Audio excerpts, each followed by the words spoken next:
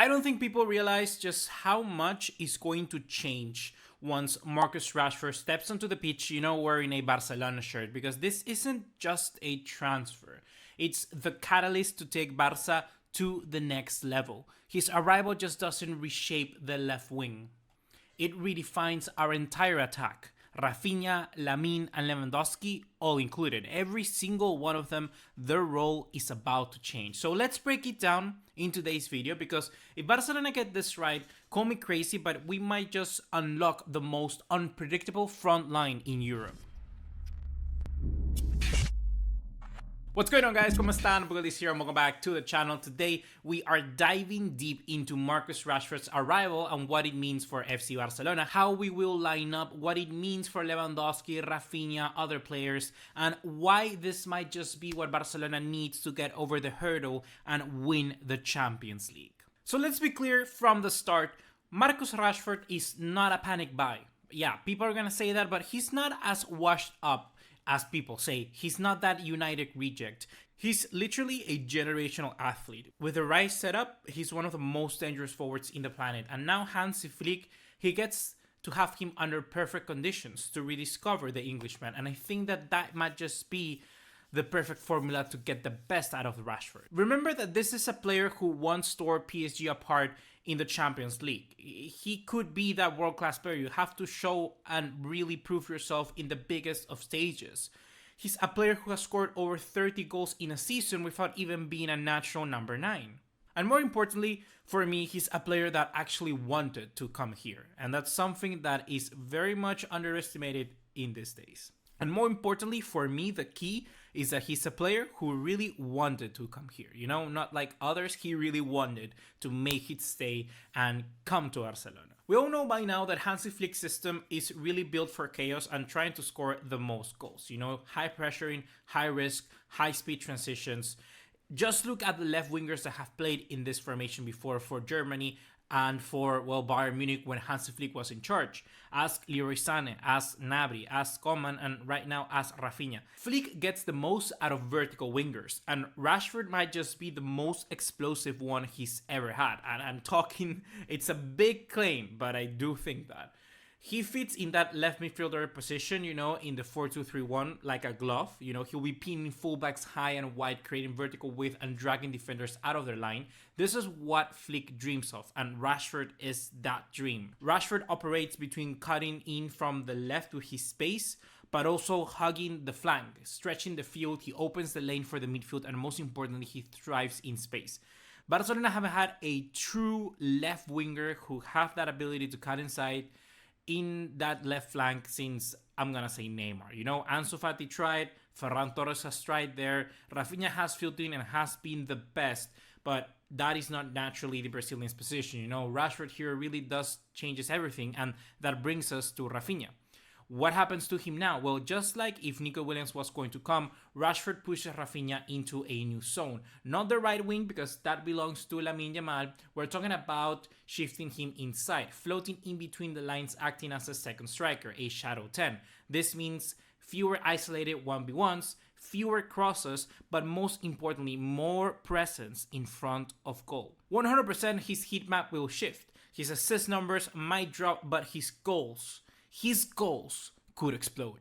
This could make, in my eyes, Raphinha even more important and not less, because I think that Raphinha, if there's one thing that he has, is his ruthlessness to make consistent runs through the middle.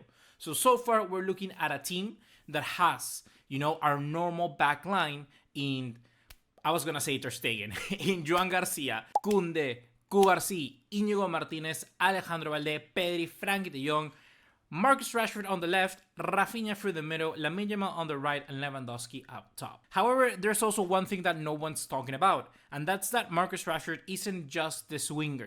He's a complete forward. He's a killer in transition and advanced forward, a player who's capable of playing as a number 9, and someone who has done it before, and here I think he might do it again. This allows Barca to finally rest Lewandowski if needed, because let's be honest, the guy, even though he looks amazing, I want to have that body by the time I'm 38, he cannot play 60 games anymore. So Rashford needs to give him a little bit of a break, and I think that that's exactly what could happen, or even could be the possibility of him playing next to him. He can attack from the left channel, make diagonal runs in behind, and be that second striker that Barcelona has been missing. If there's one thing that Rashford does correctly, is those runs into space.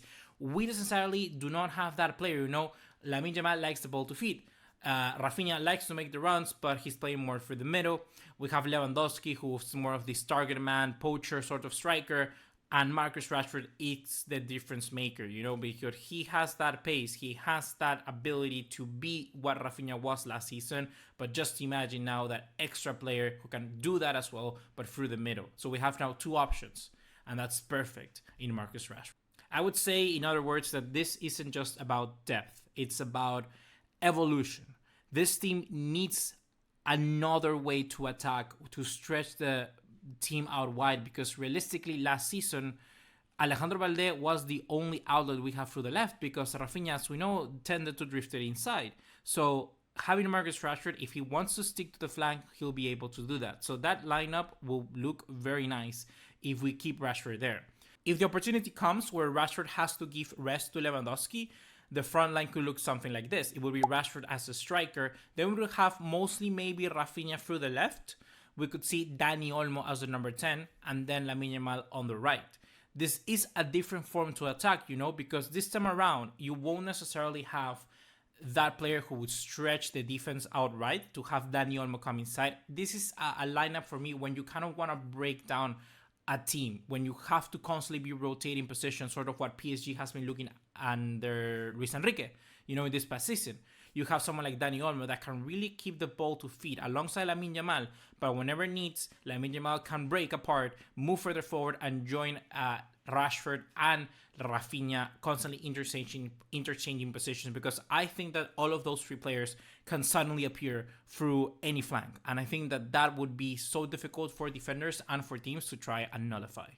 So in summary, Rashford on the left, Raphinha behind the striker, Lamine on the right, and either Ferran, Fermin, Dani Olmo, they can all act as rotation in that front line.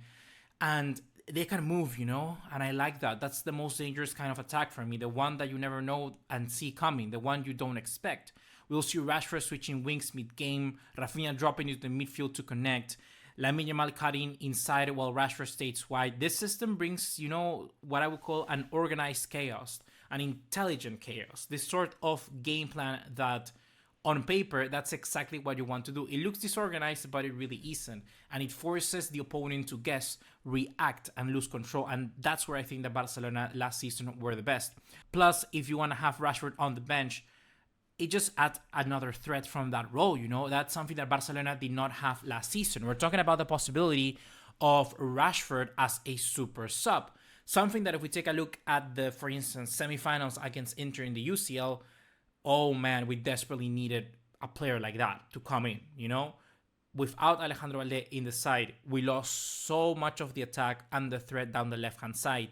But now with Rashford, that could change. However, not all is good, because there are certain things that are a risk to this move. I mean, particularly, first of all, in terms pure tactical sense, Rashford is not arriving at his best. You know, he had a terrible season at United last time around.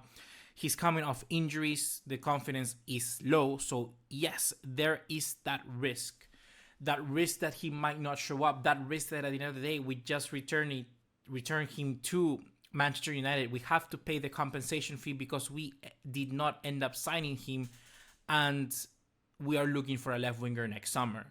But that is also why I think this might be the perfect moment to sign him, because he knows this is his last chance, you know? He's hungry. He really needs these moves to work. It's not like a sudden loan that appears out of nowhere, like, for instance, for Jadon Sancho, you know, and you just go, amazing. He has an opportunity to show and see whatever, like Joao Felix. I think Joao Felix loan is a better example. No, this is different, because Rashford is entering a stage of his career where he's entering his peak years, and he really needs to show that he's that player again. And plus, we have the World Cup coming up. He might want to be that left winger for England, because England don't necessarily have a proper left winger. You know, they've played Foden there, they've played Anthony Gordon there. Rashford, I think, generally on form is better than both of them.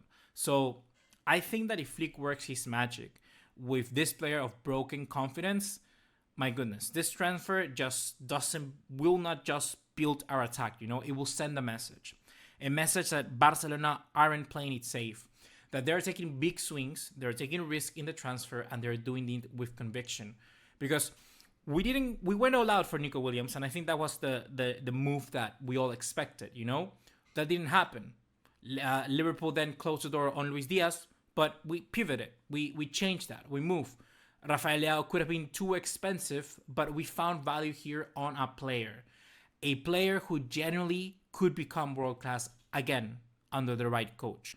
So that's the difference between, you know, building just like any other club and building like Barcelona, building for the future and building with trophies. And I genuinely think that Rashford can bring us that, because I do see a great player in him, and I know that Hansi Flick can unlock that potential. So let me know in the comments down below, guys, if you think that this is what Rashford needed. For me, this is exactly the kind of move that, well, they all needed. Barcelona, Rashford, United, everyone involved. I think this is a win-win for everybody. It's smart, ambitious, risky. It works. It makes Barcelona's attack on the left electric again. So let me know in the comments down below what you think. Do you think that Marcus Rashford will thrive at Barcelona, or should we have gone for a safer option? I think it's perfect at the end of the day. I like it. I'm going to be rooting for Marquinhos Rashford from the very beginning.